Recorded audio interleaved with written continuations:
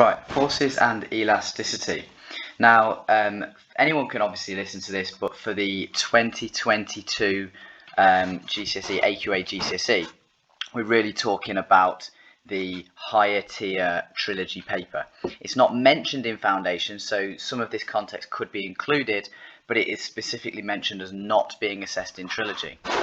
Now, first of all, I'm going to highlight here the fact that it is mentioned specifically in the triple higher tier course and it's not mentioned in foundation means that when we're looking at the low, middle and higher tier and high demand questions, of which your foundation will sit with the low middle and your higher tier will sit with the medium higher, the fact that this is in the triple higher suggests that it's probably going to be a high demand question. Secondly, I will highlight here that I'm not going to be talking about the required practical. We can do that in another video another time, but I'm not going to be talking about the required practical because that is not mentioned in the 2022 advanced information. So given that we think that this is going to be a high demand question, the most likely, and I do not know, I'm not an examiner, I do not know the paper, but to me the most likely question is going to be one of these multi-step calculations which involves the two equations F equals KE and elastic potential energy equals half times by the spring constant times by extension squared. And I think it's going to be one that combines those two. So really this is going to be nice and quick. I'm just going to highlight a few key things on Hooke's law and elastic and inelastic, then we'll look at a question linking those.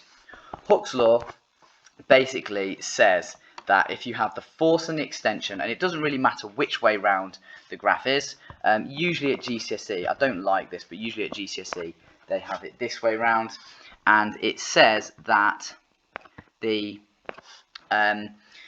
force and the extension are directly proportional. Okay, so directly proportional up to the elastic limit, and this point here where it stops being proportional is sometimes referred to as the limit of proportionality or the elastic limit.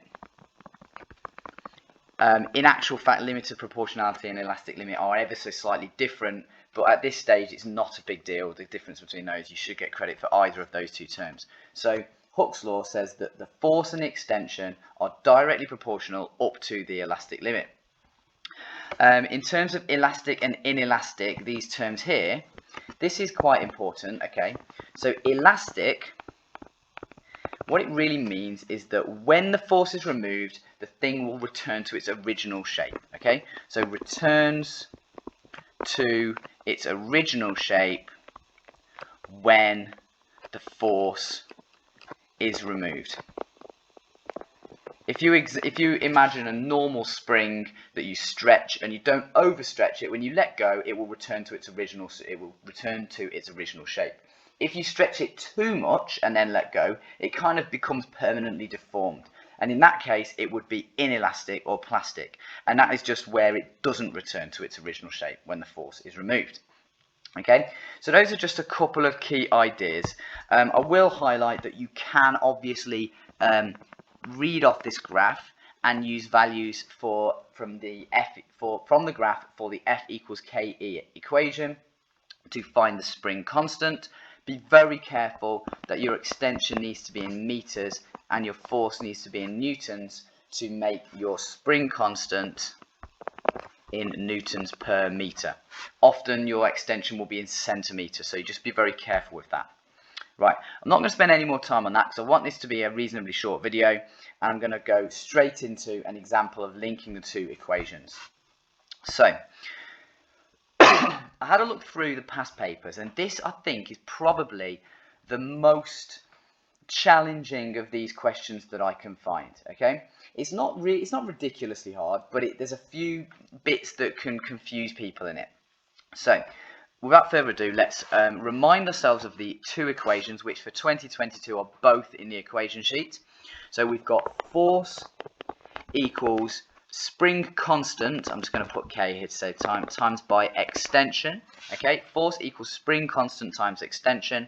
And then we've got the elastic potential energy equals half times by the spring constant times by extension squared.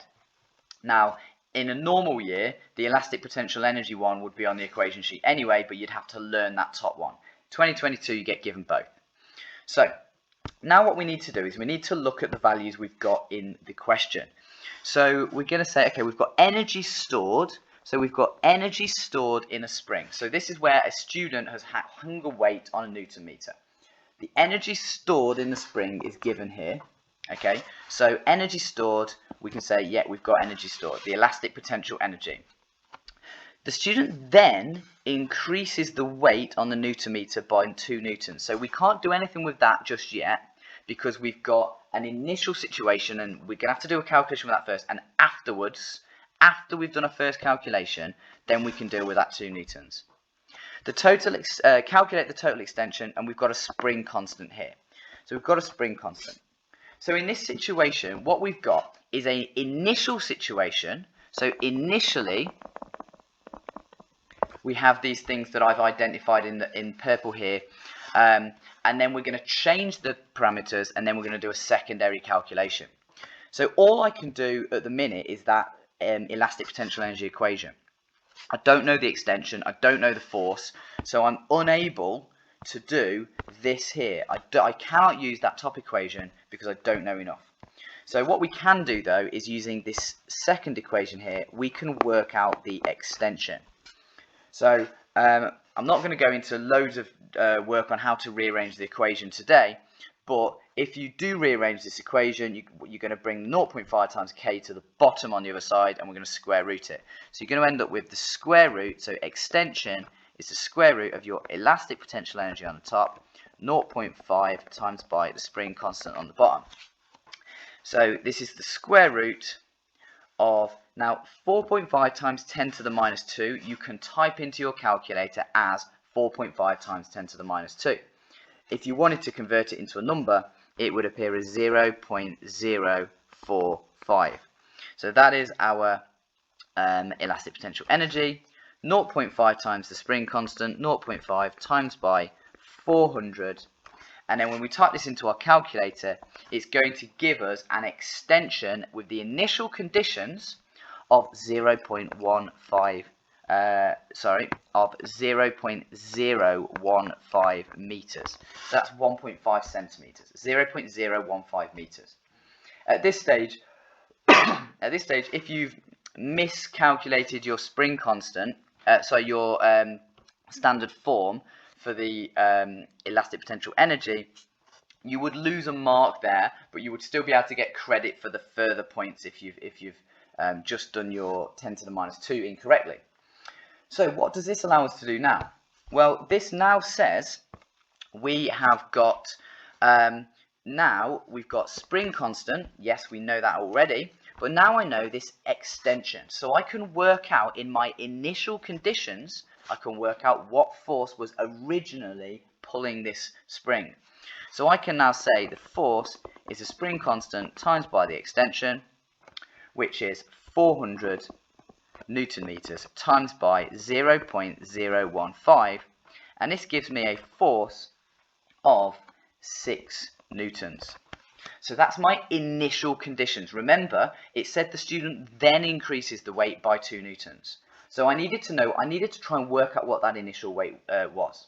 So I've used my initial conditions, I've worked out what the initial weight was, and now I can finally add those 2 newtons on. So now I'm going to increase the weight by 2 newtons. So now what we can do is we can finally say the force afterwards, force after the increase, is 6 newtons plus 2 newtons, which is obviously 8 newtons. And finally, and I'm just going to come up over here, okay, finally I can work out the total extension. So I started off with an extension of 0.015 meters, and now what I'm going to do is I'm going to use that for F equals KE equation. So extension is force divided by spring constant, which gives me 8 newtons divided by 400 newtons per meter. and this is going to give me 0.02 meters, and that is my final answer, 0.02 meters. So my initial conditions gave me an extension of 0.015 meters, okay, but when I used those to work out the original force, I could then use that force, add on the extra 2 newtons, and work out the final extension. Now, this was as hard as I've ever seen a question linking these two equations. Usually, you'll just get like an initial force and an extension maybe, you work out the spring constant, and then you use that spring constant in the energy equation to work out the energy, or something like that.